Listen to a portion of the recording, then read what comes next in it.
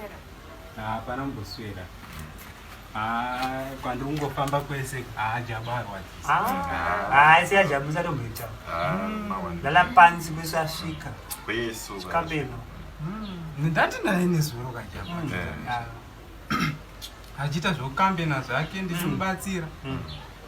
Ndarwadziwa. Asi vanhu vemuraini munomuka. Jamba apa ari mwana mudiki. Iwe unopenga here? Hana kufe. Iwe Jabu. Musatambe nechipoko. Jabu. Wazvinailechenisa pasaiti.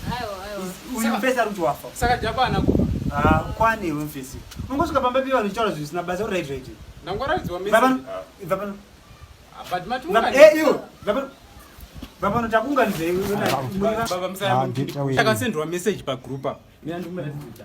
Iyo foni yako inonoka kutsitsa mameseji. Foni ya 2013 unopenga here. Zvangopinda message zhinji chibaba foni yaiza 2013 man. Wakaitenga kubva unotenga mstreet here. Unotenga mstreet. Ya 2010. Aiwa unotenga mstreet here. Unotenga mstreet foni. Kozine basa rechi asi yagara. Unotenga foni kuizi mobile ukanoda kuti uite mafoni ekuti anopinza mameseji nguva iripo. Foni chaiyo nemagadgets akanaka anotengesweko. Maswap and top vanoita madelivery vanoita. Zvese zvozviziva asada kuzoita munhu akangwara. Wakuya uchishuridzira munhu zvafa. Iyi ndakapinda naye ndinobuda neshopi yese. Buda foni inoremedza bhachi get away mane. Manje amusikupa vanhu chikafe. Chikafe Jabu mufesi ngabude panze. Ngabude panze. Bosi maunganidza vanhu, maunganidza izvo. Hey. Inini imhosva here kuti message yakanonoka kusvika.